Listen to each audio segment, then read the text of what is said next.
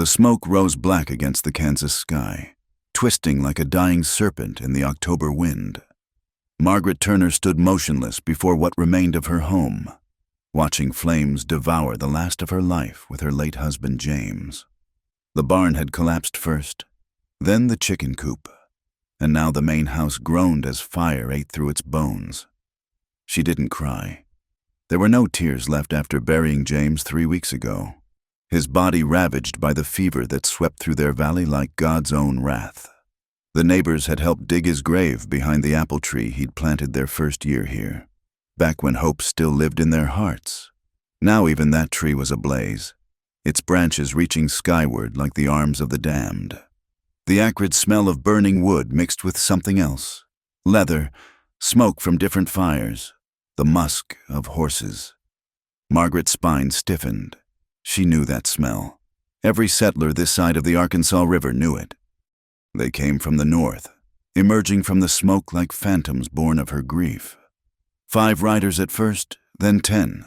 Then more she couldn't count through the haze. Comanche warriors, their face painted for war, eagle feathers dancing in their hair. Their horses moved with the fluid grace of water over stone, and their eyes held the cold promise of death. Margaret's hand moved instinctively to the Colt revolver at her hip, James's gun, too heavy for her grip. But what good were 6 bullets against 20 warriors?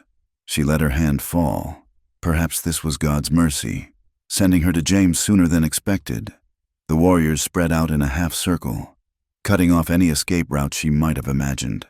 Their leader rode a paint horse, its coat splattered white and brown like blood on snow. He was taller than the others, broader in the shoulders, with scars crossing his chest like a map of violence. A chief's headdress adorned his head, and his face bore the marks of countless battles. He dismounted with the easy grace of a man born to horseback, his moccasins making no sound on the burnt earth. In his hand gleamed a knife, its blade catching the firelight. The other warriors remained mounted, watching with the patient hunger of wolves. Margaret lifted her chin. If death had come calling, she would meet it standing. The chief approached slowly, his dark eyes never leaving hers. She could see her reflection in them, a small woman in a scorched dress, ash in her auburn hair, her face gaunt from grief and sleepless nights. Not much of a prize for such mighty warriors. He stopped 3 feet away, close enough that she could see the intricate beadwork on his leather shirt, smell the bear grease in his hair. His knife hand rose, the blade pointing at her heart. Time slowed. Margaret thought of James, of his laughter on summer mornings, his rough hands gentle on her skin.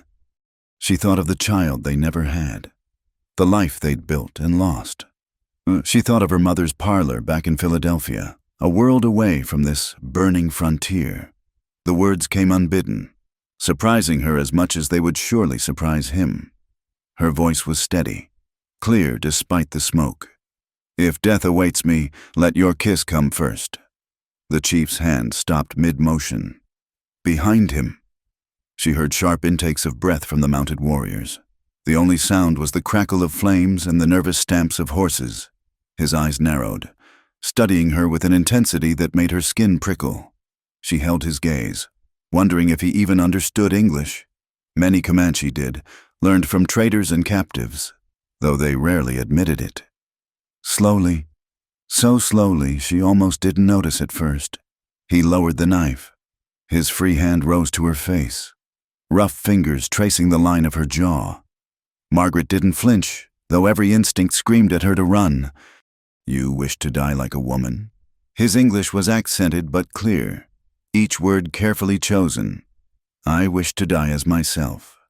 She replied, not as prey. Something shifted in his expression. Surprise, perhaps, or was it respect? He turned to speak rapid Comanche to his warriors. Some argued, gesturing angrily at her, at the burning homestead. Others laughed, the sound harsh as crow calls.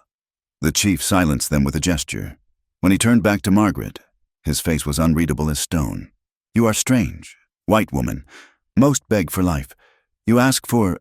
He paused, seeming to search for words. For touching of souls before journey to spirit world, my soul is already halfway there, Margaret said truthfully. My husband lies buried behind that burning tree. I have nothing left to lose. Nothing? He leaned closer, and she could see the paint on his face was not random but deliberate patterns, each line meaning something in his world. You have pride, courage. These things can be taken. Then take them, she challenged, surprising herself with her boldness. But grant me this one request first. The chief studied her for a long moment. Then, moving with deliberate slowness, he sheathed his knife. His hands rose to cup her face, and Margaret found herself looking up into eyes that held depth she hadn't expected. Not just warrior's coldness, but intelligence, curiosity, even a hint of admiration. I am called Soaring Eagle in your tongue, he said softly. And you, strange woman who asks for kiss of enemy? Margaret, she whispered. Margaret Turner. He leaned down, and she closed her eyes, expecting roughness, violence, the prelude to death. Instead, his lips brushed hers with unexpected gentleness, a touch so light it might have been wind. The kiss lasted only a heartbeat, but in that moment, she felt something shift inside her, not fear or revision, but a spark of something she couldn't name. When he pulled back, his expression had changed. He barked orders in Comanche, and 2 warriors dismounted, approaching with leather cords. You will not die today. Margaret Turner, Soaring Eagle said as they bound her wrists. But you come with us, as a captive. She tested the bonds, finding them firm but not cruel. As one who has shown bravery. He turned away, mounting his paint horse in one fluid motion. Whether you live or die later, spirits will decide. They lifted her onto a spare horse, tying her hands to the saddle horn. As the war party wheeled north, Margaret looked back one last time at her burning home. The roof collapsed in a shower of sparks, sending smoke billowing into the sky like a signal fire. She thought she should feel despair, but instead, there was only a strange numbness. She had asked for a kiss before death and received it. Now she rode into the unknown, surrounded by enemies, with nothing but the memory of unexpected gentleness from a warrior chief whose world was as foreign to her as the moon. The prairie stretched endless before them, grass bending under an autumn wind that carried the promise of early snow. Behind them, the homestead that James Turner had built with his own hands became nothing more than a smudge on the horizon, then vanished altogether. Margaret Turner, widow, settler, and now captive, rode into the growing dusk with 20 Comanche warriors. She did not know what awaited her, but she had tasted something in that brief kiss. Not death, but possibility. And in this harsh land where death came swift and brutal, possibility was its own kind of miracle. The chief rode ahead, his broad back straight, feathers dancing in his hair. He did not look back at her, but she sensed his awareness, felt it in the way he positioned his horse to shelter her from the worst of the wind. She had asked for a kiss before death. Instead, she had found something far more dangerous, a reason to live. The prairie grass whipped against Margaret's legs as her horse followed the war party north. Her wrists, bound to the saddle horn, had gone numb hours ago. The October sun beat down mercilessly, and her throat burned with thirst. They had been riding since dawn, stopping only once to water the horses at a muddy creek where she was allowed a few precious sips. The younger warriors took sport in riding close, laughing and making gestures she didn't need to understand to know were crude. One brave with a scar running from ear to chin repeatedly circled her horse, speaking in rapid Comanche and grinning when she refused to meet his eyes. Another threw small stones that struck her shoulders and back, each impact drawing more laughter from his companions. Only when Soaring Eagle glanced back did they retreat, their amusement fading under his stern gaze. He rode at the head of the party, his painted face unreadable beneath the chief's headdress. Not once had he spoken to her since they'd left the burning homestead, but she felt his attention like a weight between her shoulder blades. As the sun reached its zenith, her body began to betray her. Without food since the previous evening and little water, dizziness crept in. The horizon wavered like water, and she gripped the saddle horn to keep from swaying. Pride kept her spine straight. She would not give them the satisfaction of seeing her falter. But pride could not stop the gray spots dancing at the edges of her vision. When her horse stumbled over a prairie dog hole, the jolt sent her sideways. Only the bonds at her wrists kept her from falling, leaving her hanging awkwardly against the horse's neck. The laughter was immediate and harsh.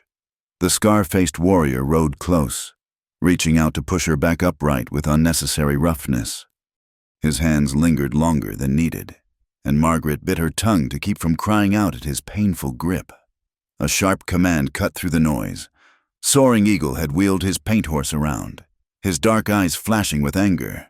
The warrior jerked his hands away as if burned, lowering his gaze and muttering what might have been an apology or a curse. To her surprise, the chief dismounted and approached her horse.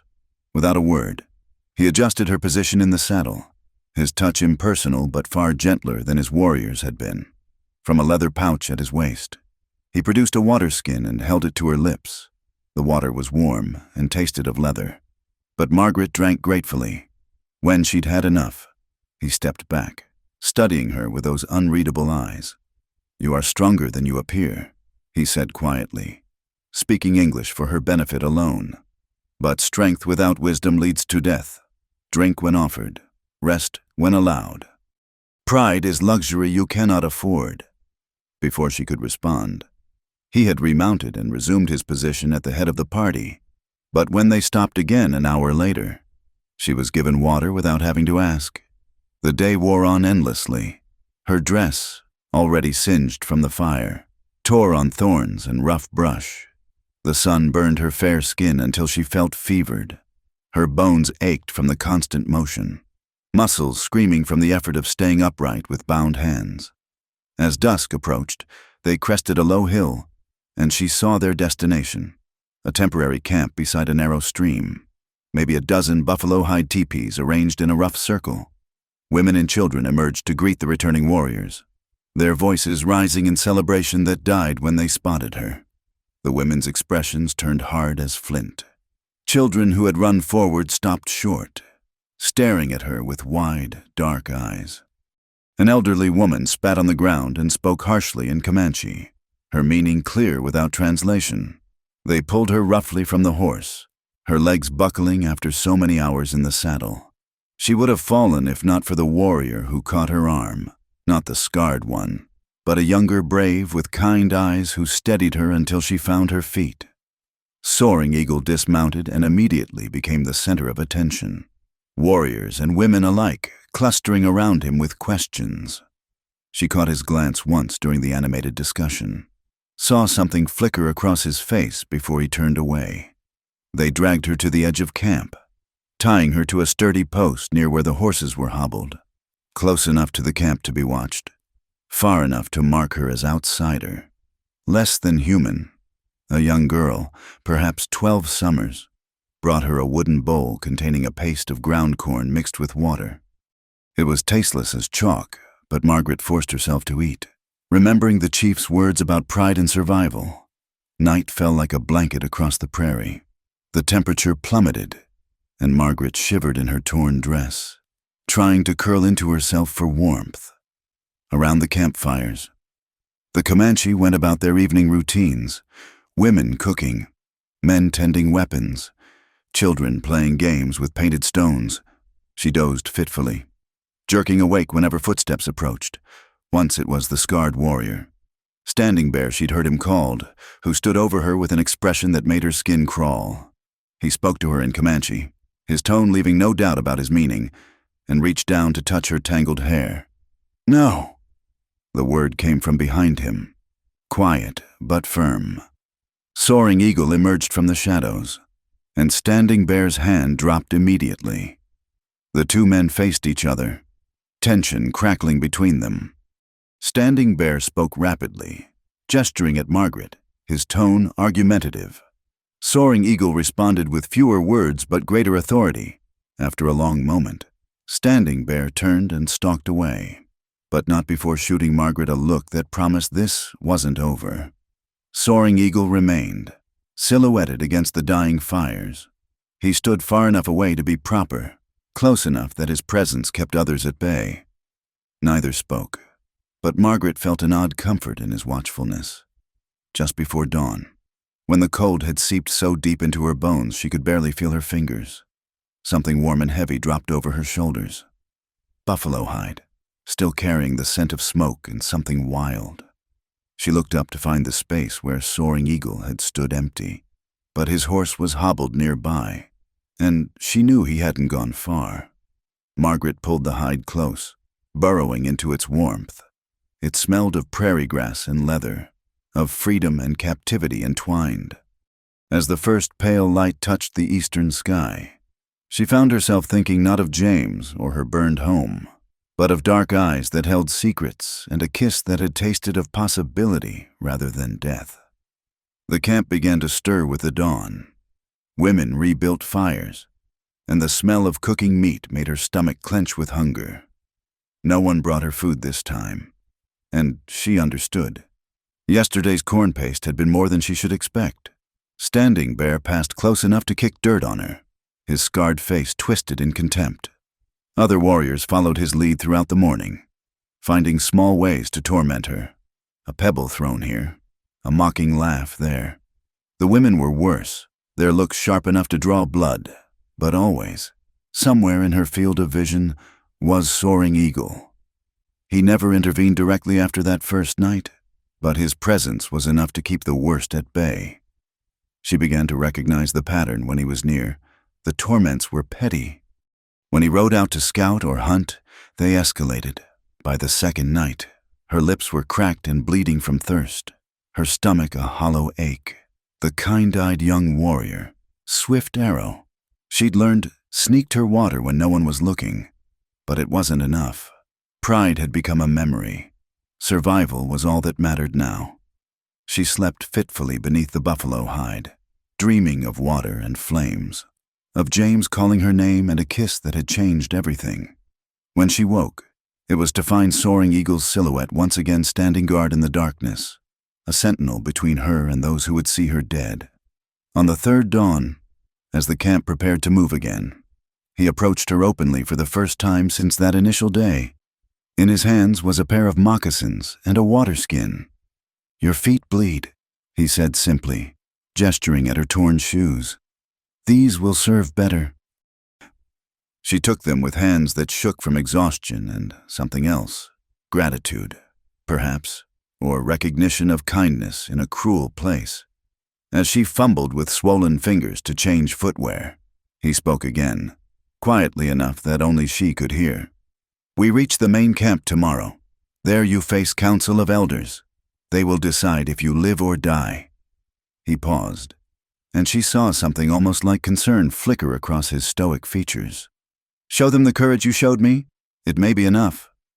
Then he was gone, calling orders to break camp, leaving Margaret to wonder why her enemy's approval had suddenly become something she craved more than water, more than freedom, more than her own life. The fire crackled between them, sending sparks spiraling into the star-filled sky. Margaret sat with her back against the rough post, no longer bound but still marked as captive by her placement at the camp's edge. 3 days had passed since they'd reached the main encampment, a sprawling collection of teepees along the Washita River. The Council of Elders had granted her a temporary reprieve. She would live, for now, under Soaring Eagle's protection while they deliberated her fate. Tonight, for reasons she didn't understand, he had built his fire near her post and settled cross-legged on a buffalo robe, close enough to speak but far enough to maintain propriety. The camp had quieted. Most families retired to their lodges, leaving only the night guards and the endless prairie wind. "You watch us," he said suddenly, his English carefully pronounced. "What do you see?" Margaret considered her words. Over the past days, despite her precarious position, she had indeed been watching. "I see people," she answered honestly. "Families, children playing the same games my cousins played in Philadelphia, just with different toys. Women who work as hard as any farmer's wife. Men who..." "Who what?"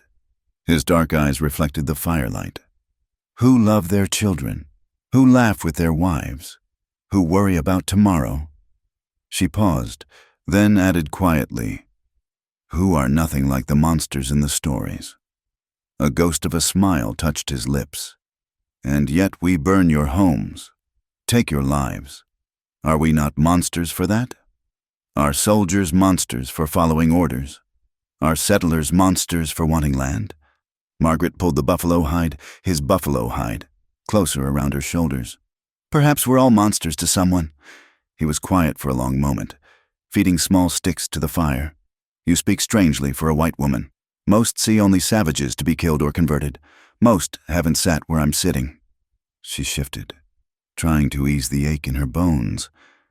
Fear makes us see what we expect, not what is. And what do you fear? Margaret Turner? Her name on his lips sent an unexpected shiver through her. Death, less than I thought I would. Pain, certainly, but mostly. She struggled to find the words. Mostly I fear never understanding why you spared me, why you gave me your buffalo robe, why you're sitting here talking to me when your people want me dead. He stood abruptly, and for a moment she thought she'd offended him.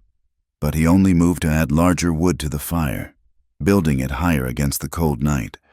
When he settled again, he was perhaps a foot closer than before. The night you burned, you asked for kiss before death, not for mercy, not for your God's protection, a kiss. He shook his head slowly. In my 28 winters, I have taken many captives. None ever asked for such a thing. Would you have preferred I beg? I expected it. White women always beg, cry, promise gold or horses or whatever they think we value. He picked up a stick, drawing idle patterns in the dirt. You offered nothing, asked only to die as yourself. Because I wanted to die as a woman, not a shadow. Margaret repeated the words she'd spoken that night. I'd already lost everything. My dignity was all I had left. No. His voice was firm. You had courage. That is why you live.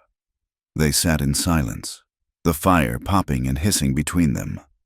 Around the camp, she could hear the normal sounds of night horses shifting, a baby crying briefly before being soothed, the distant howl of wolves. It should have been terrifying, sitting here with her captor while surrounded by those who wished her harm. Instead, she felt oddly peaceful. Tell me of your man, Soaring Eagle said suddenly. The one who lies beneath the burned tree. The question surprised her. James he was a good man, gentle. He made me laugh. Memories flooded back unbidden. He couldn't carry a tune but sang anyway. Terrible at cards but always wanted to play. He talked to the chickens like they were people, gave them all names. How did he die? Fever. It took half the valley, started in late summer. He held on longer than most, but her voice caught. 3 weeks before you came, I buried him myself. The neighbors were too afraid of contagion to help. You loved him. Yes. The simple word carried the weight of all her loss. We had 5 years, not enough, but more than some get. Soaring Eagle nodded slowly. I had a woman once, Spotted Dove. Soldiers killed her at Sand Creek. Her and our son. He had seen only 2 winters. Margaret's breath caught. She knew of Sand Creek, the massacre that had turned peaceful Cheyenne and Arapaho camps into killing fields. I'm sorry. He looked at her sharply. Your people did this. Yes. She met his gaze steadily. And I'm still sorry. A child's death is a grief no parent should carry, no matter their tribe. Something shifted in his expression. You do not make excuses. Do not say it was war or necessity. Would excuses bring back your son? Would they ease your pain? She shook her head. Evil done in the name of civilization is still evil. He was quiet so long she wondered if she'd gone too far. Then, what was your man's name? The one he gave the chickens. Despite everything, Margaret found herself almost smiling.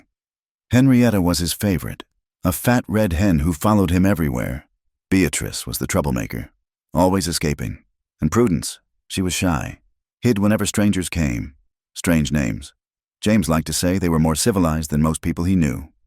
The almost smile faded. They're all ashes now. Everything becomes ash eventually. Fire, time, wind, all return us to dust. He gestured at the vast darkness beyond the fire. This land was different when my grandfather was young. Buffalo black as storm clouds, from horizon to horizon. No wire fences, no iron horses breathing smoke.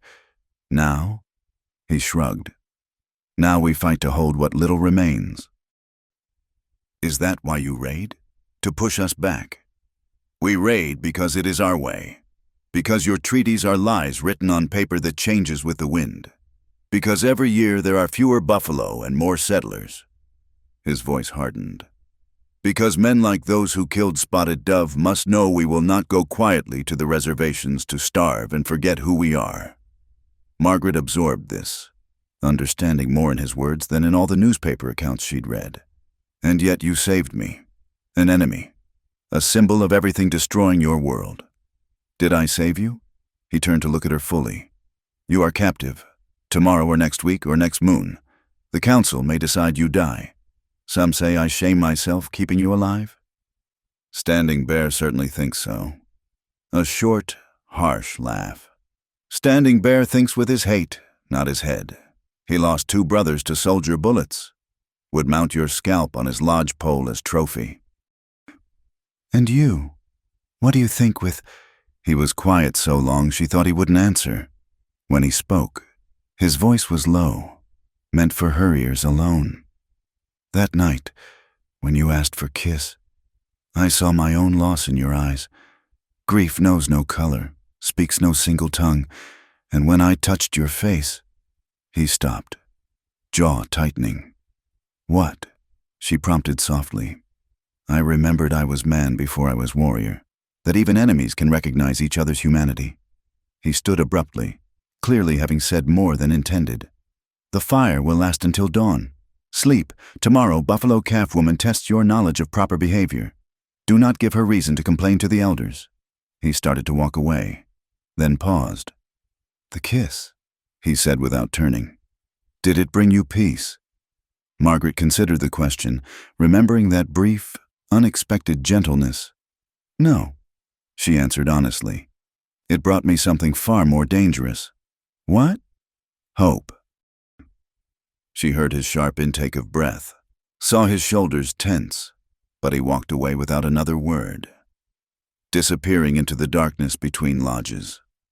Margaret sat alone by his fire, wrapped in his buffalo robe, wondering how enemy and protector had become tangled in one man, and why the memory of a single kiss haunted her more than all her grief. Above, the stars wheeled in their eternal dance, indifferent to the small human dramas below, but beside a dying fire on the edge of a Comanche camp. A captive woman allowed herself to admit a truth she'd been fighting since that first night. She was no longer sure who was truly captive or who was truly free. The fire burned low, casting dancing shadows somewhere in the night. A flute played a mournful tune. Margaret closed her eyes and let the strange music wash over her, thinking of James and chickens with civilized names, of a warrior's grief for a small son, of how thin the line between enemy and understanding could be. When sleep finally claimed her, she dreamed not of death but of dark eyes holding secrets, and gentle hands that had touched her face with something almost like reverence. In her dream, when he asked why she wanted a kiss before dying, she finally had an answer. Because even facing death, the human heart hungers for connection, for proof that we are more than the wars we fight or the griefs we carry. But that was a dream's wisdom. In the waking world, she was still a captive. He was still her captor, and tomorrow would bring new tests of survival. Yet, as dawn approached and the fire crumbled to embers, Margaret Turner slept more peacefully than she had since before James took sick, wrapped in the buffalo robe of a Comanche chief who had shown her that even between enemies, unexpected grace could bloom. The hostility hung in the air like smoke from the morning fires. Margaret could feel it in every glance, every whispered conversation that died when she passed. 2 weeks had crawled by since her arrival at the main camp, and if anything, the animosity had grown sharper, more focused. She was the stone in their shoe, the thorn that festered. Buffalo Calf Woman, Soaring Eagle's aunt and a respected elder had been tasked with teaching her the basics of proper behavior. The lessons were harsh, often punctuated with sharp slaps when Margaret failed to understand quickly enough. But she learned how to properly scrape hides, which side of the teepee belonged to women, how to show respect to elders, small victories that meant nothing to those who wanted her gone. This morning brought new tension. A group of young warriors had returned from a raid, and Standing Bear was among them, his scarred face animated as he recounted their victories. They had struck a wagon train near the Cimarron Cutoff, taking horses and supplies. No survivors, he boasted, his eyes finding Margaret across the camp circle. She kept her head down, focusing on the hide she was helping Snowbird, one of the younger women, to prepare. Snowbird had lost her husband to soldier bullets last spring and treated Margaret with cold indifference rather than open hatred, a small mercy in this hostile place. White woman. The voice made her freeze. Standing Bear stood before her, flanked by two other warriors. Fresh scalps hung from his belt, and the smell of death clung to him like a second skin. Look at me when I speak. Margaret raised her eyes slowly, keeping her expression neutral. She had learned that showing fear only encouraged them. Do you see? He gestured to the scalps. Your people, traitors who thought their guns made them safe. The man begged like a dog before I took his hair. The woman, his smile was cruel. She screamed your God's name. He did not answer. Snowbird had gone very still beside her. Around them, Margaret could feel the camp watching, waiting to see how she would respond. Any sign of grief or anger would be taken as weakness, used against her. The dead are beyond pain, she said quietly. I pray their spirits find peace. Standing Bear's face darkened.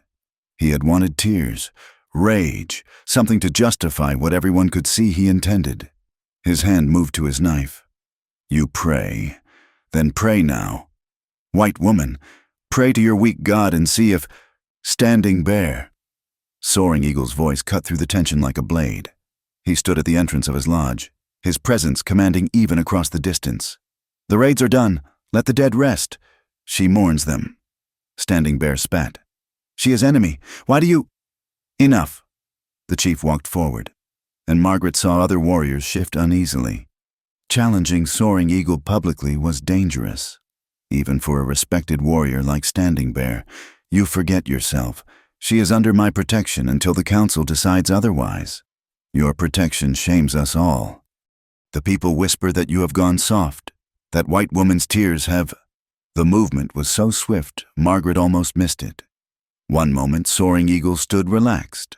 The next, his hand was at Standing Bear's throat, not choking, but holding with enough force to make his point. Question my courage again, he said softly, dangerously. Please, give me the excuse I have been seeking. Standing Bear's companions backed away. Around the camp, people found urgent tasks that required their immediate attention elsewhere. Only Margaret remained frozen, watching the two men locked in their contest of wills. After a long moment, Standing Bear lowered his eyes. I spoke in anger, he muttered. Soaring Eagle released him. Anger is a luxury warriors cannot afford. Remember that. He turned to Margaret. Come, there is work away from camp. She rose immediately, grateful for any excuse to escape the suffocating hostility. Snowbird touched her arm as she passed, a tiny gesture that might have been sympathy or warning. They walked in silence until the camp was well behind them, following a deer trail through cottonwoods along the river. Soaring Eagle moved with the fluid grace of one who belonged to this land, while Margaret struggled to keep pace in the unfamiliar moccasins. You should not have intervened, she said finally. He glanced back at her. You would prefer I let him kill you? I would prefer not to be the cause of division in your band. They already resent my presence. Now they will resent you for protecting me. Let them. He stopped beside a fallen log, gesturing for her to sit. Standing Bear speaks for the angry, the bitter. They are many, but not all think as he does. Snowbird touched my arm. Margaret offered. First kindness anyone but you has shown. Her husband died bravely. She honors his memory by showing courage herself. He remained standing, scanning the tree line with habitual wariness. But kindness and acceptance are different things. Do not mistake one for the other. A cool wind swept down from the mountains, carrying the scent of coming winter. Margaret shivered despite the relative warmth of the afternoon sun. "Why did you really bring me out here?" He was quiet for so long she thought he wouldn't answer.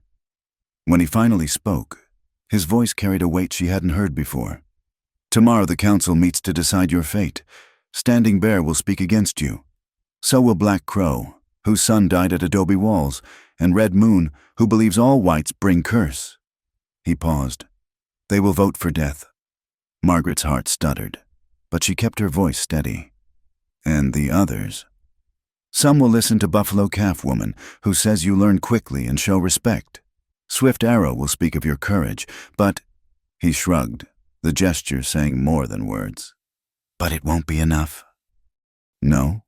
She absorbed this, surprised to find less fear than she expected. "Then why tell me? Why not let me hope?" He turned to face her fully.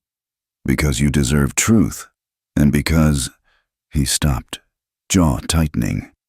"Because what?" "Because I find myself thinking of you when I should be thinking of war. Because your presence disturbs my sleep and clouds my judgment. Because Standing Bear is right. You make me weak." The admission hung between them, raw and dangerous. Margaret stood slowly, acutely aware of how close they were, how easily she could reach out and touch him. "I don't want to make you weak," she whispered. "I don't want to be the stone that breaks your people apart." "Too late." His hand rose to her face, fingers ghosting along her jaw. "From the moment you asked for that kiss, it was too late. Then let me go. Send me away before— Where would you go?" His voice turned harsh. "Back to the ashes of your home? To towns where you would be just another widow with empty hands? Here at least you have—" "What?" she challenged. "What do I have here besides borrowed time?" His hand dropped. "You have someone who sees you. Not white woman, not captive, but Margaret, who buried her husband alone, who faces hatred with dignity, who asked for kiss instead of mercy because she understood that sometimes mercy is crueler than death." The words broke something inside her. Without thought, she stepped forward, pressing her face against his chest. For a heartbeat, he stood rigid. Then his arms came around her, strong and warm and achingly gentle. "I'm afraid," she admitted into his shirt. "I know. Not of dying, of leaving things unsaid, of never knowing what might have been if the world was different." His chin rested on her hair. "The world is what it is. We cannot change the color of our skin or the wars between our peoples. But in this moment—" He pulled back enough to look into her eyes. "In this moment, you are just Margaret, and I am just a man who wonders every night what would happen if I kissed you again." Her breath caught. Around them, the cottonwoods whispered secrets to the wind, and the river sang its ancient song. Time seemed to pause, holding its breath along with her. "The council meets tomorrow," she said softly. "Yes, I might die. Yes, then answer your question." This time, when he kissed her, it was nothing like that first gentle brush of lips. This carried the weight of forbidden desire, of boundaries crossed and rules broken. She tasted his loneliness and longing, felt the tremor in his hands as they framed her face when they finally broke apart. Both were breathing hard. "Now I am lost," he said roughly. "How do I stand before the council and speak neutrally when every part of me screams to keep you safe?" "Then don't—" She gripped his hands. "Let me face them alone. Let me speak for myself. Women do not address the council. I'm not Comanche. Your rules are all that keep you alive." He stepped back, putting necessary distance between them. "We should return.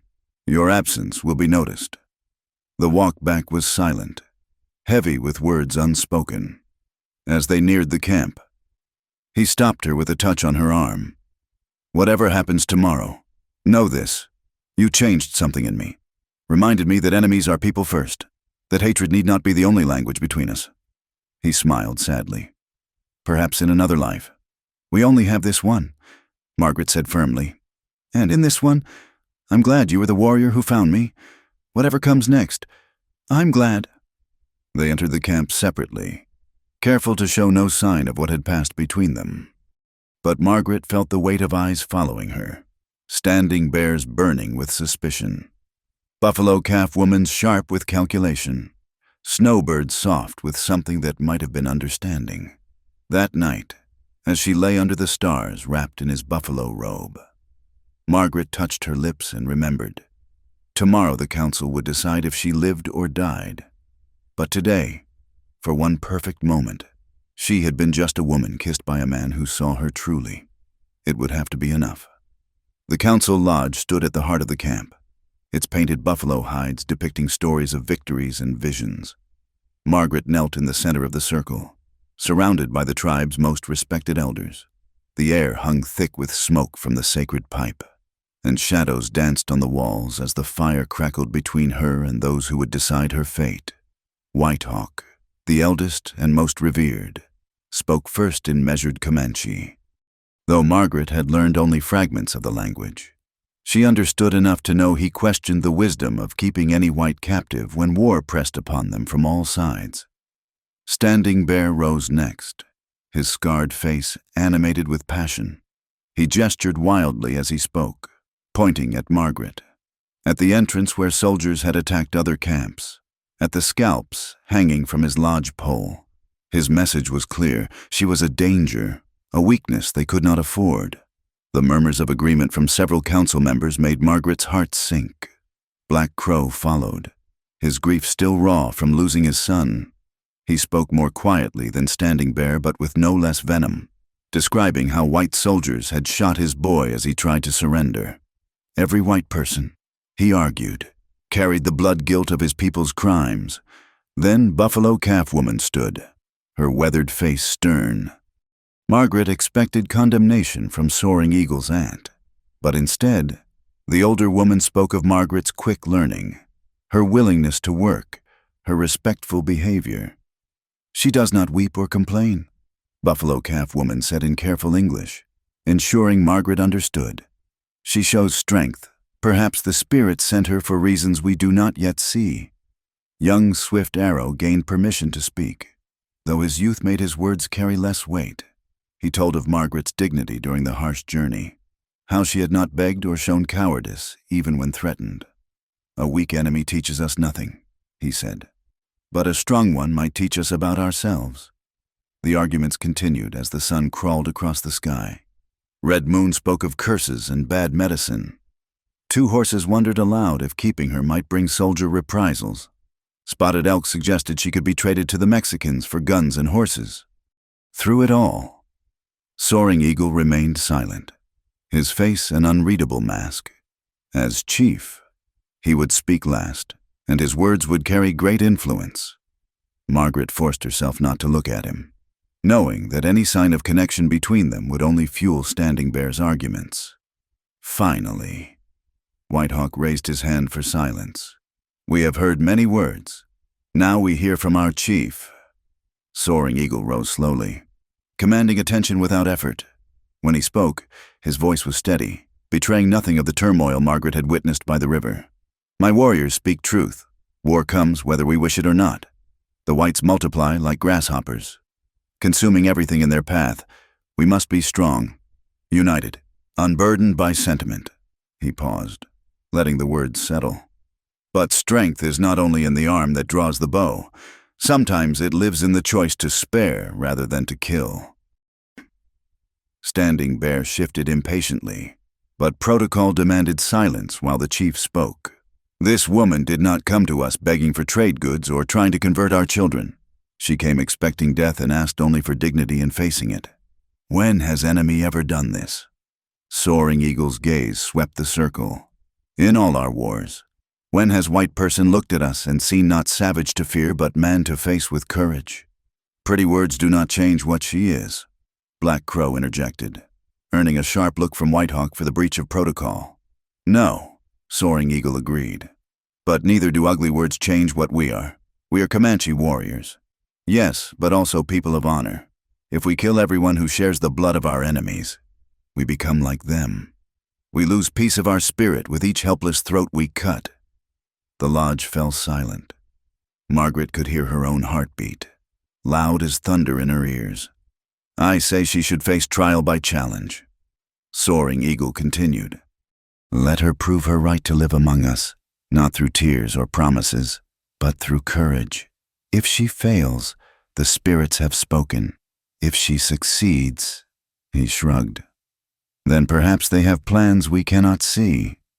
Whitehawk nodded slowly. What challenge does our chief propose? Let her face White Deer in combat, not to death, we are not animals, but let them fight as our women sometimes must, with staff and strength. If the white woman stands at the end, she has earned the right to live under my protection until the great council meets in spring. Margaret's stomach dropped. White Deer was Standing Bear's sister, known for her fierce temperament and skill with weapons. She had lost her husband to soldiers and blamed all whites for her grief. It would not be a fight. It would be sanctioned revenge, the council murmured, discussing this proposal. Standing Bear smiled coldly, confident his sister would destroy the weak white woman.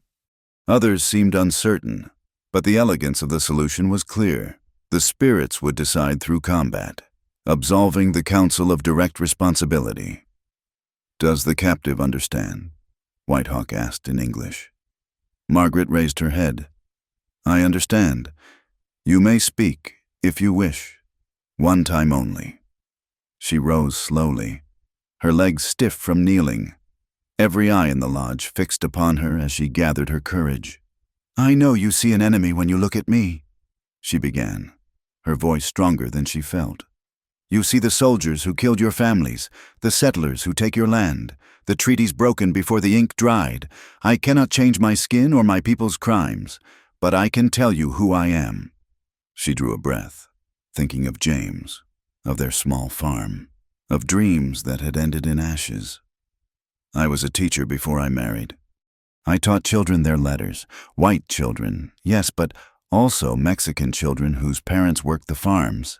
And once, secretly, a freed slave's daughter whose hunger to learn reminded me that knowledge belongs to all people. Some faces remained hostile, but she saw curiosity in others. My husband was a gentleman who talked to chickens and sang badly and believed this land was big enough for all of us. He was wrong about that, maybe, but his heart was good. When he died, I buried him alone because neighbors feared sickness more than they valued kindness. 3 weeks later, your warriors found me with nothing left but ashes and pride. Her voice grew firmer. I do not ask for pity, I do not beg for mercy, but I tell you this, if you seek only enemies, enemies are all you will find. If you sometimes look for human beneath the skin, you might be surprised what spirits reveal. She met Soaring Eagle's eyes for one dangerous moment. Your chief showed me such sight. He saw not white woman to humiliate, but person choosing death with dignity. For that gift, I will face whatever trial you set, win or lose. I face it with gratitude for being seen truly, even once, even by one called enemy. Margaret knelt again, heart hammering. The silence stretched until Whitehawk spoke. The woman has courage in words. Tomorrow we see if she has courage indeed. White Deer. Do you accept this challenge? A woman rose from among the gathered people. Margaret had noticed her before, tall and strong, with eyes that burned with barely controlled fury. White Deer's agreement was sharp, eager. Then tomorrow, as sun reaches its highest point, let the spirits decide through combat. Whitehawk raised the pipe. We have spoken. The council dispersed slowly. Margaret remained kneeling until Buffalo Calf Woman touched her shoulder, indicating she could leave. As she emerged into the late afternoon light, she found Soaring Eagle waiting. Walk with me, he commanded, loud enough for others to hear the formal tone. They moved toward the horse herd, maintaining careful distance between them. Only when they were beyond easy earshot did he speak again. That was well spoken. You might have been Comanche in another life. In this life, I'm a white woman who must fight someone who wants me dead. She managed a weak smile. Your solution was clever. Standing Bear cannot complain.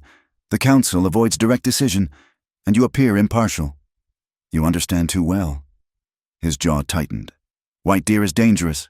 She has trained as warrior since her husband fell. Her hate runs deep as bone.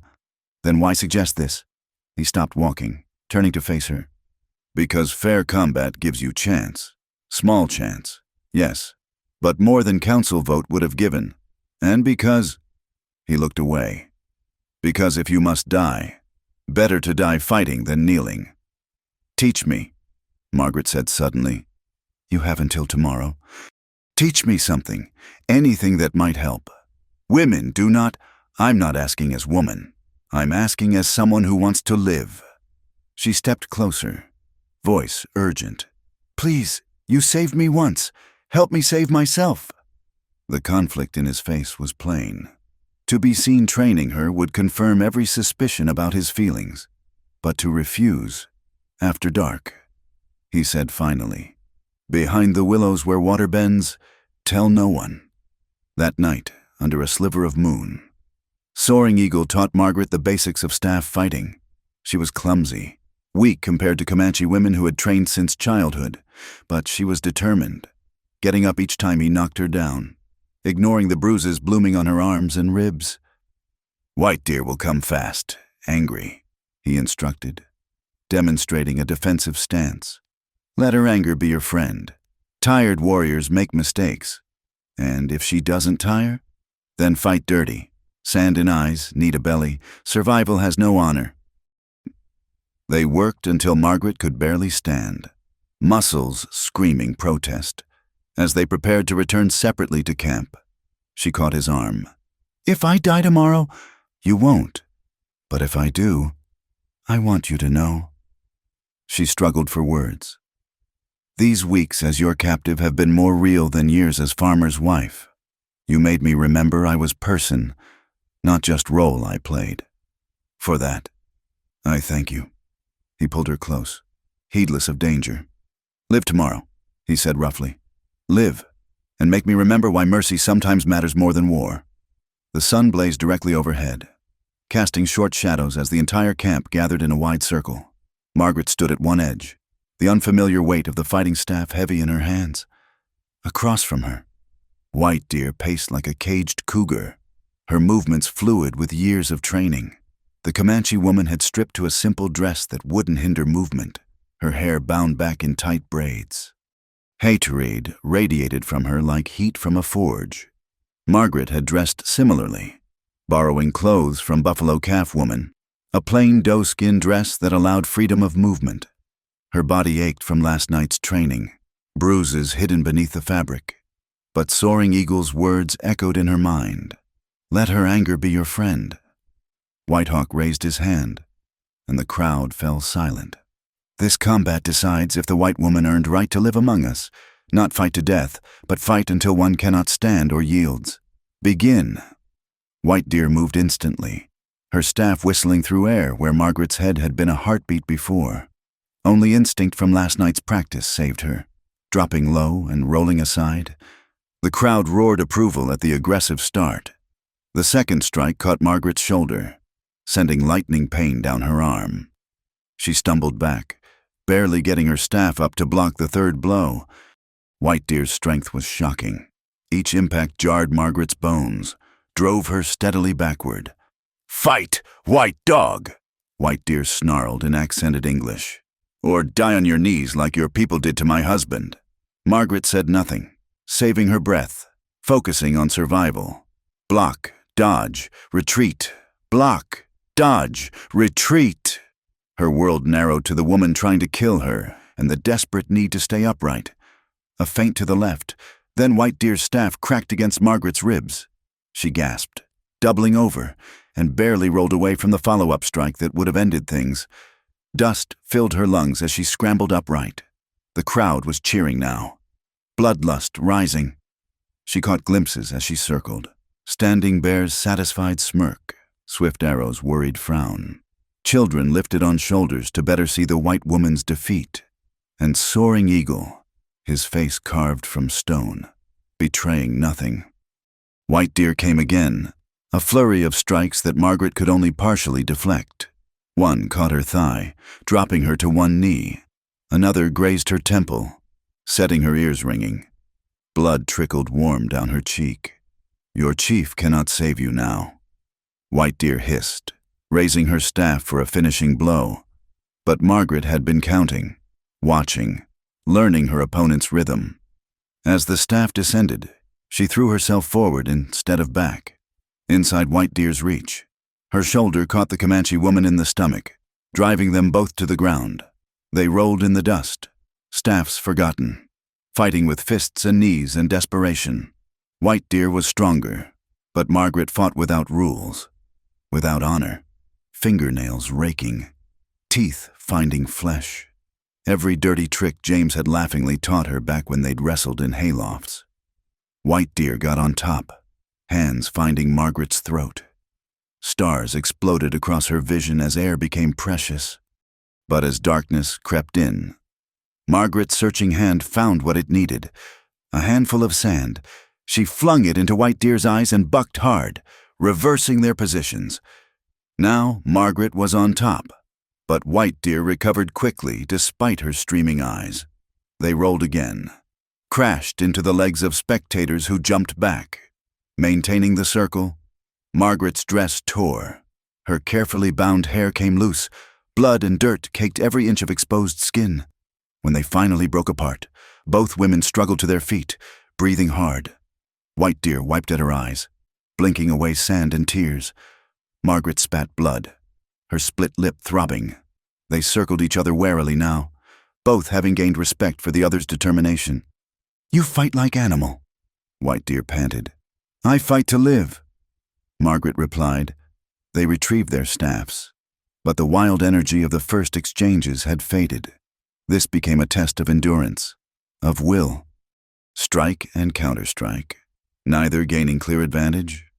Margaret's training was minimal, but desperation and natural stubbornness kept her moving. White Deer's skill was superior, but emotion made her reckless, telegraphing moves that Margaret could anticipate. The sun tracked across the sky as they fought. The crowd's bloodthirsty cheers faded to murmurs of amazement that the white woman still stood.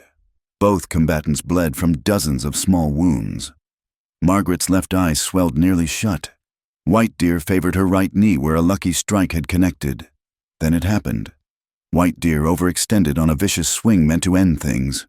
Margaret didn't think, just reacted as Soaring Eagle had taught her. She flowed aside, brought her staff around in a tight arc, caught White Deer behind her damaged knee. The Comanche woman went down hard. Margaret stood over her, staff raised. One blow to the head would end it. The crowd held its breath. But looking down at White Deer, proud, fierce, defending her people's honor, Margaret saw herself, another woman who had lost everything, who fought because fighting was all she had left. The staff trembled in her grip. "Yield," she said quietly. White Deer's eyes blazed. "Never to White Dog." "Then stand and fight." Margaret stepped back, lowering her staff, offering her opponent dignity along with defeat. White Deer struggled to rise, fury warring with pain.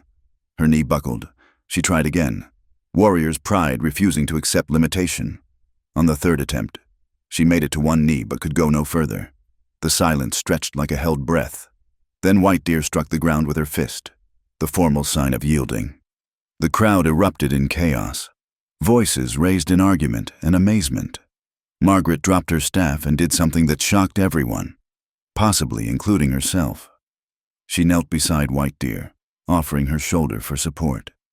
"Let me help you stand. You fought with honor. Don't crawl." For a heartbeat, violence crackled between them. Then White Deer gripped Margaret's shoulder, allowing the white woman to help her rise.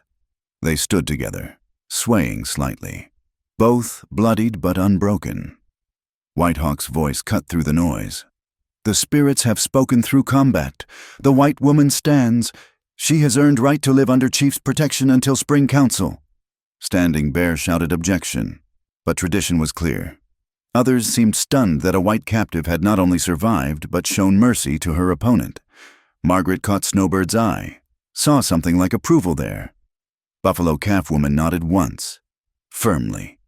But it was Soaring Eagle's expression that held Margaret.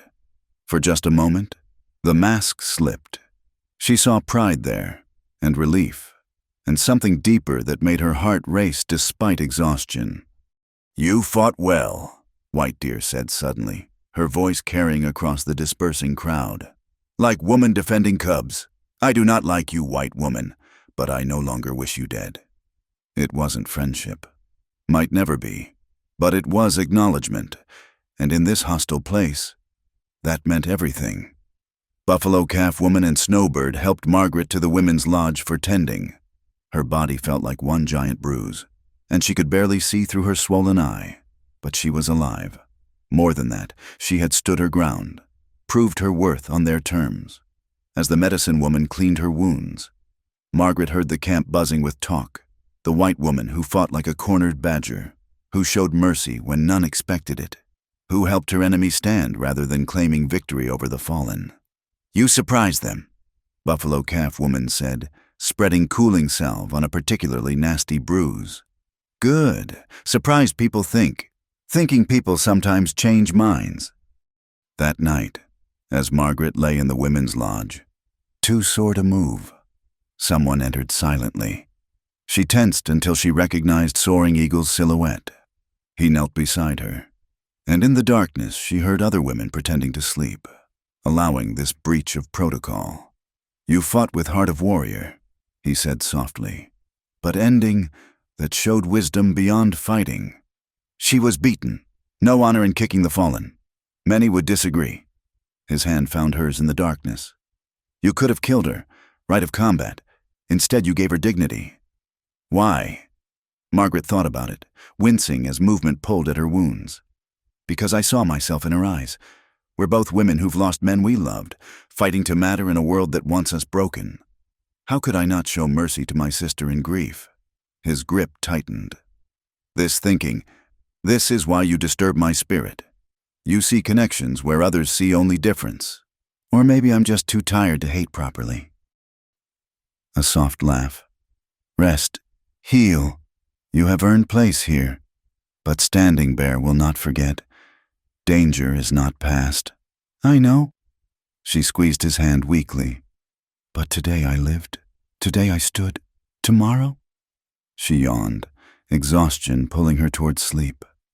"Tomorrow can bring what it will." He pressed something into her free hand, a small leather pouch. "Medicine bundle. For healing and protection." A pause. "My mother made it, long ago." Before she could respond, he was gone, leaving only the gift and the warmth where his hand had been. Margaret clutched the pouch, feeling the weight of what it meant for him to give her something of his mother's. Around her, women breathed steadily, some perhaps truly asleep now. Outside, nightbirds called and camp dogs barked at shadows.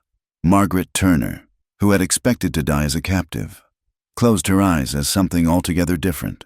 A woman who had faced trial by combat and emerged not just alive, but acknowledged.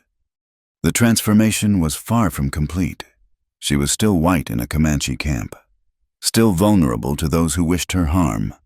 But today she had fought for her life and won it, fairly before witnesses.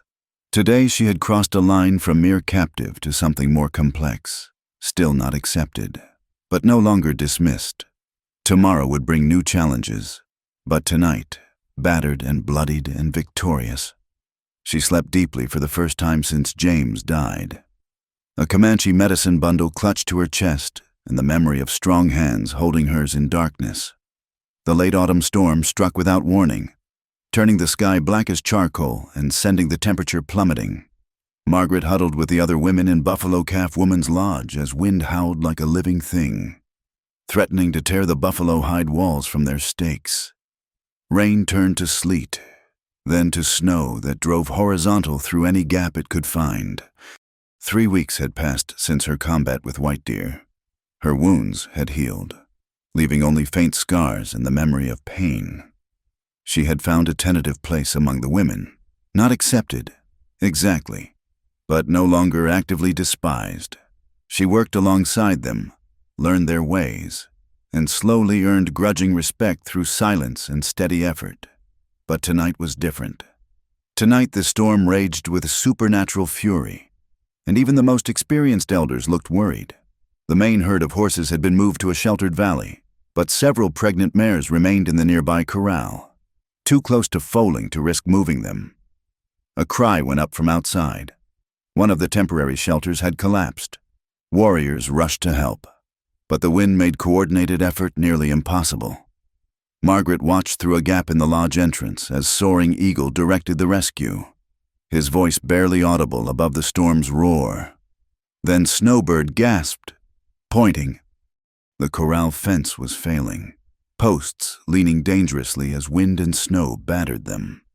If it collapsed, the pregnant mares would scatter into the storm, likely dying along with their unborn foals.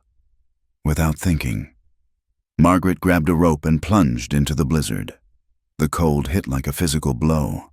Stealing her breath, she couldn't see more than 3 feet ahead, but she knew where the corral lay. Others called after her, but their words were lost in the wind. She found the fence by running into it, the impact jarring her teeth. The posts groaned, ready to give way. The mares huddled in the center, eyes rolling white with terror. Margaret worked frantically. Using the rope to lash the weakest posts to stakes, she drove deep with a rock. Her hands went numb almost immediately, but she kept working. A figure materialized beside her, White Deer, moving despite her still healing knee. The Comanche woman said nothing, just took another section of fence and began reinforcing it. Then came Snowbird and young Laughing Crow, and even stern Buffalo Calf woman. Together they fought the storm and the failing fence, working without words, understanding flowing between them. But the wind grew stronger. A post snapped with a crack like gunfire, and suddenly half the fence was gone. The mares surged toward the gap, panicked beyond reason. Margaret didn't think.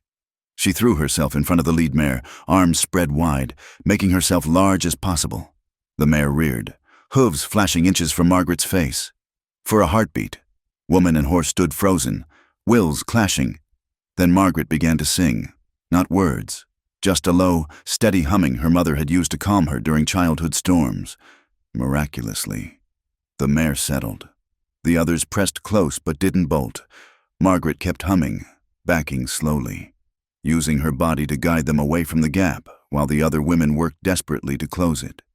Strong arms suddenly wrapped around her from behind, lifting her aside as the fence section crashed inward. Soaring Eagle's voice in her ear. Brave but foolish. Come. He half carried her to his lodge, the closest shelter. They tumbled inside, gasping, covered in snow and ice. The relative warmth felt like fire on her frozen skin. She couldn't stop shaking, couldn't feel her hands or feet.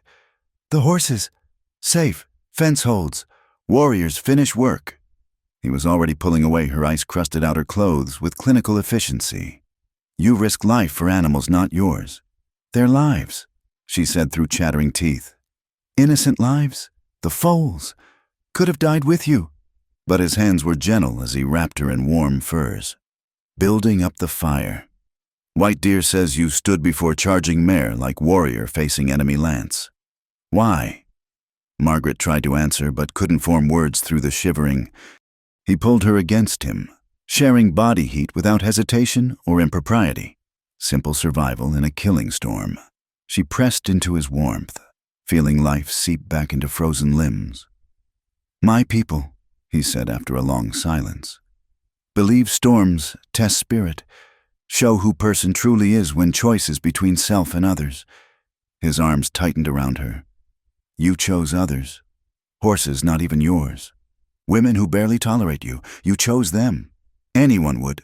No. His voice was firm. Standing Bear was nowhere. Many strong warriors stayed warm and safe. You, white woman, captive, with no obligation. You ran into storm. The wind screamed outside, but in the lodge there was only warmth and the steady sound of their breathing. Margaret became acutely aware of everywhere their bodies touched, of his heartbeat against her back, of how right this felt despite everything that said it was wrong. I'm not cold anymore, she said quietly. Good, but neither moved. The fire crackled. casting dancing shadows on the lodge walls. Outside, the storm raged as if the world was ending. Inside, two people who should have been enemies held each other like the last humans alive. Margaret, her name on his lips was prayer and curse combined. "What are you doing to me?" She turned in his arms to face him. "Nothing you aren't doing to me." Their faces were inches apart. She could see the struggle in his eyes, duty warring with desire, leadership with loneliness. She lifted her hand to his face, tracing the strong line of his jaw. "If death awaits me," she whispered, echoing her words from that first night. "I have already lived, because I was kissed. You are not dying." His voice was rough. "I will not allow it. We don't control such things. The storm, Standing Bear, the council in spring." She moved closer, their lips almost touching. "All we control is this moment." He groaned like a man in pain, then kissed her with all the hunger of the past weeks. This wasn't the gentle brush of their first meeting, or even the desperate passion by the river. This was acknowledgement of something that had grown beyond their control, beyond the boundaries of race and war and propriety. When they broke apart, both breathing hard, he pressed his forehead to hers. "This is madness. You are white, I am chief, my people are outside in a storm that doesn't care about color or tribe." She kissed him again, softer this time. "I'm tired of being white woman or captive. Tonight, in this storm, can't I just be Margaret? Can't you just be man instead of chief?" The war in his eyes continued. Then the wind gusted so hard the whole lodge shook, and decision crystallized on his face. "Yes," he said simply. "Tonight, we are only ourselves." They came together again, gentler now but no less intense. He showed her scars she'd wondered about. Knife wounds from battles, the place where a soldier's bullet had nearly ended him. Marks that told stories of survival against odds. She traced each one, understanding growing with touch. They talked through the storm, sharing pieces of themselves they'd never told others. He spoke of the burden of leadership, of watching his people's world shrink year by year, of the terrible choices between war and slow surrender. She told him about teaching, about the joy in watching understanding dawn in a child's eyes, about dreams she and James had shared that seemed foolish now. "What were they?" he asked, holding her close as wind rattled the lodge poles. "Simple things. Children, a larger farm, maybe a school where anyone could learn, regardless of color." She laughed softly. "James used to say I'd take in every stray dogs, cats, people, until our house burst at the seams. He knew you well. He knew that part of me." She was quiet a moment. "But there were parts, wild parts, restless parts, that I kept hidden. A proper farmer's wife doesn't dream of adventure or wonder what lies beyond the horizon. And now I'm beyond every horizon I ever imagined." She looked up at him. "James was a good man. I loved him. But it was safe love, comfortable. What I feel when I look at you." She struggled for words. "It's like the storm outside, dangerous, consuming, alive in ways I didn't know I could feel." His hand tightened in her hair. "You know this cannot last. When spring comes, spring is months away." She silenced him with a finger to his lips. "Don't borrow sorrow from tomorrow. We have tonight. We have storm that makes rest of world disappear. Let that be enough." He kissed her finger, then her palm, then pulled her close again. "You make me forget duty, forget that 100 lives depend on my choices. Then remember this. Those 100 lives include one stubborn white woman who saw man where others saw only enemy, who asked for kiss expecting death and found." She paused, then spoke truth. "Found love where it had no right to grow." The word hung between them, dangerous as loaded gun. Love between Comanche chief and white captive was not just forbidden, it was impossible, unsustainable, doomed from the start. But here in the storm's heart, impossible things seemed worth risking. Love. He tested the word like foreign language. Is that what this madness is? What else would make us both such fools? He laughed then, surprising them both. Rich, full laughter that transformed his face. then we are well matched in foolishness." His expression sobered. "But when storm ends, then we return to being chief and captive." "I know." She burrowed closer to him. "But not tonight. Tonight we're just two people who found each other in an unlikely place. Tonight we're human before we're anything else." The storm howled on, but inside the lodge there was warmth and whispered words and the kind of connection that transcends every barrier humans build between themselves. When exhaustion finally claimed them, they slept entwined, her head on his chest, his arms protective around her.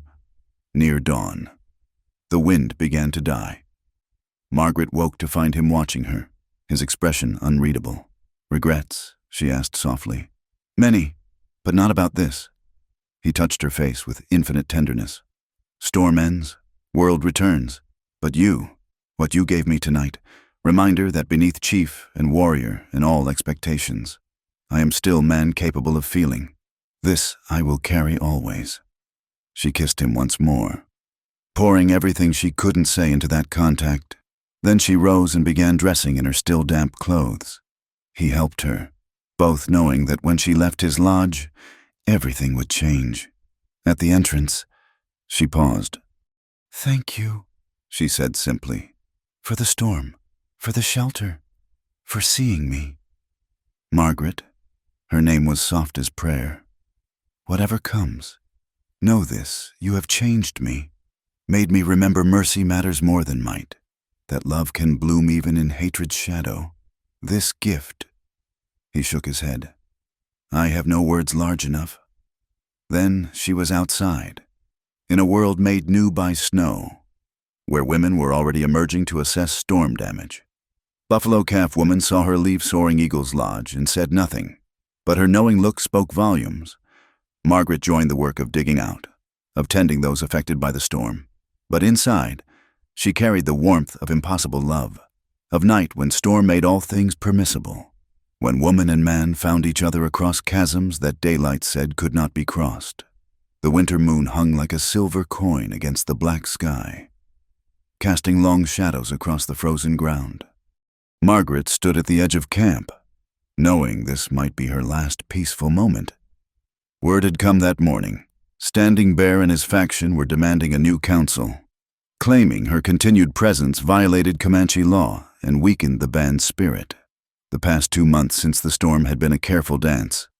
She and Soaring Eagle maintained public distance while their hearts pulled them together like lodestones. Small moments sustained them, a brush of fingers while passing, a glance held too long across the camp circle, conversations about nothing that said everything. But Standing Bear missed nothing. His hatred had crystallized into cold purpose, and now he had gathered enough support to force the issue. Tomorrow, the council would meet again, and this time, Soaring Eagle's protection might not be enough. "You should not be alone here."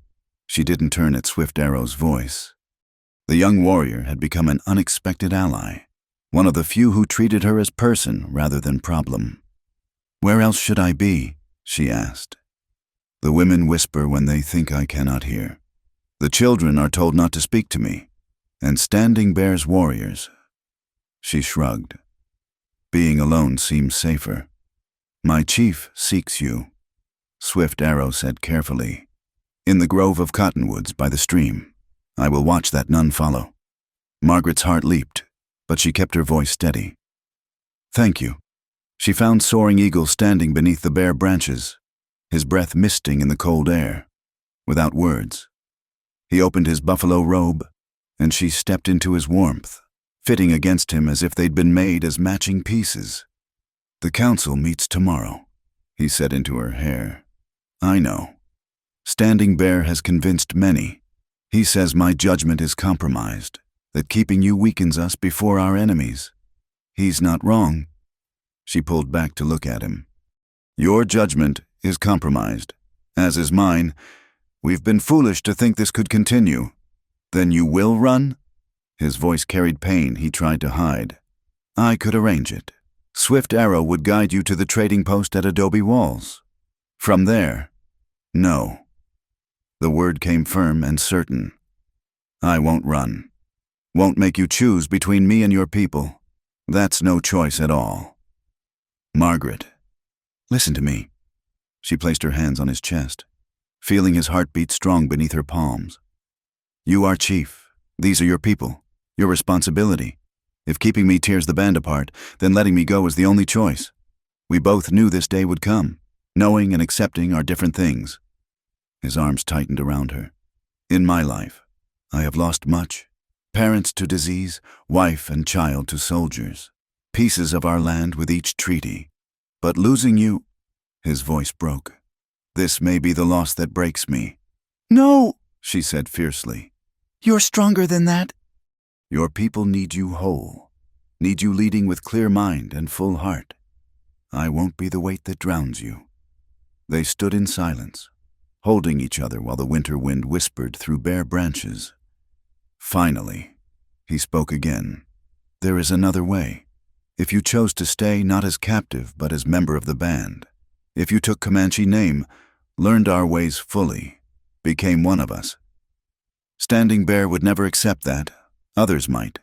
But as long as he has voice, there would be poison in the band. She touched his face gently. And we both know why he hates so deeply. I remind him of those who killed his brothers.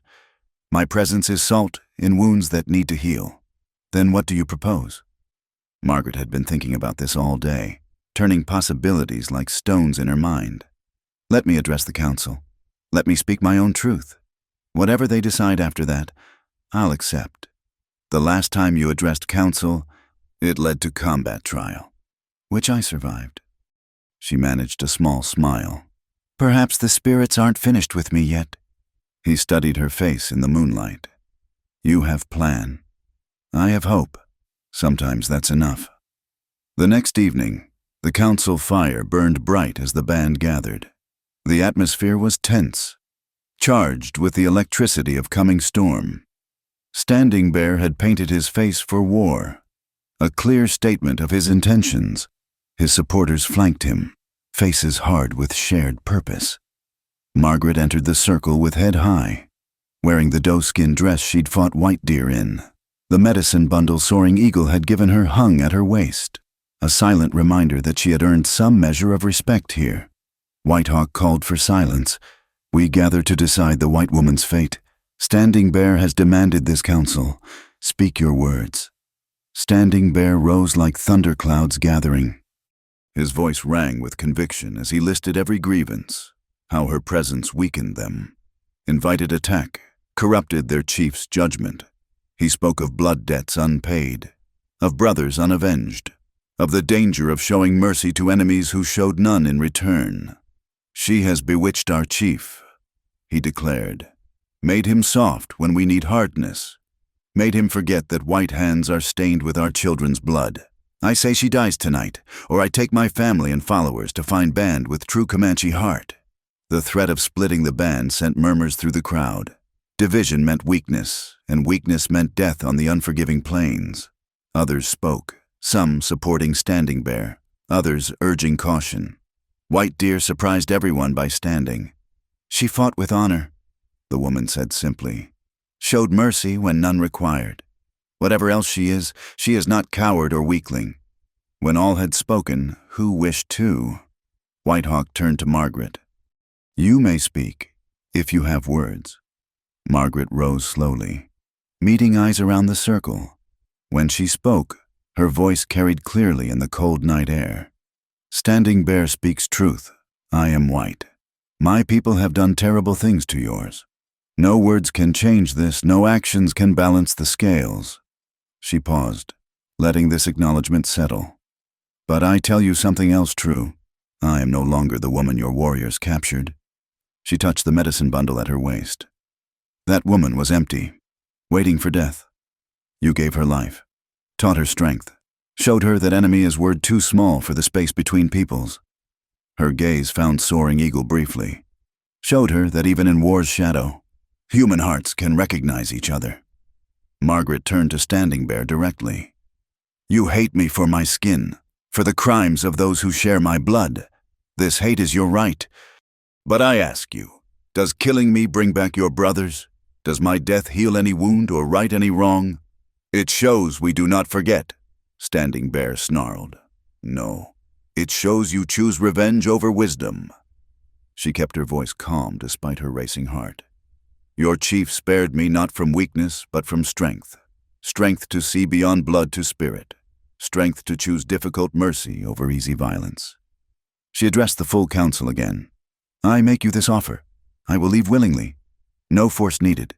No division of the band. But I do not go as escaped captive or rescued white woman. I go as Margaret, who lived among the people, who learned your strength, who carries piece of your wisdom in her heart forever.